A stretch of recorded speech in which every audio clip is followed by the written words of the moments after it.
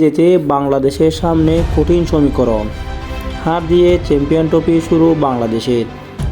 আসরে নিজেদের প্রথম ম্যাচে ভারতের কাছে 6 উইকেটে হারিয়ে সেমিফাইনালে দূরে অনেকটা পিছিয়ে গেছে নাজমুল হোসেন শান্তর দল। তবে এখনও সম্ভাবনা একেবারে শেষ হয়ে যায়নি।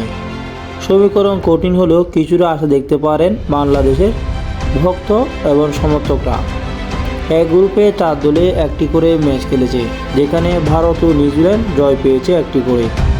অন্যদিকে বাংলাদেশ ও পাকিস্তান হেরেছে।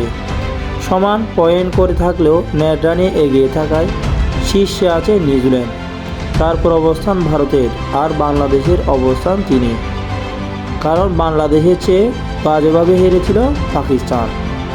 এখান থেকে বাংলাদেশকে সেমিকে যেতে হলে বাকি 2 ম্যাচ জিততে হবে।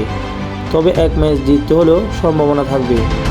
তবে সেক্ষেত্রে অন্য ম্যাচের ফলাফলের দিকে তাকিয়ে থাকতে হবে।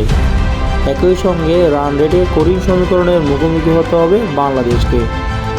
নিউজিল্যান্ড ও পাকিস্তানের বিপক্ষে যদি বাংলাদেশ জিতে তাহলে তাদের পয়েন্ট হবে 4, আর ভারত ও নিউজিল্যান্ড যদি একটি করে ম্যাচ জিতে তাহলে ওদের পয়েন্ট 4 করে। সেক্ষেত্রে গুরুত্বপূর্ণ হয়ে উঠবে রান। আর বাংলাদেশ যদি 1 ম্যাচ জিতে এবং সেটি হয় পাকিস্তানের বিপক্ষে তাহলে পয়েন্ট হবে 2। সেক্ষেত্রে পাকিস্তান, ভারত ও নিউজিল্যান্ড ম্যাচের দিকে তাকিয়ে থাকতে হবে। আর পাকিস্তানের বিপক্ষে হেরে নিউজিল্যান্ডকে হারালে সমীকরণ আরও জটিল হবে বাংলাদেশের জন্য। বাংলাদেশ গ্রুপ পর্বে আরও 2টি ম্যাচ খেলার সুযোগ আছে। 24শে ফেব্রুয়ারি তাদের প্রতিপক্ষ নিউজিল্যান্ড। আর গ্রুপে নিজেদের শেষ ম্যাচ বাংলাদেশ মাঠে নামবে 27শে ফেব্রুয়ারি, যেখানে তাদের প্রতিপক্ষ পাকিস্তান।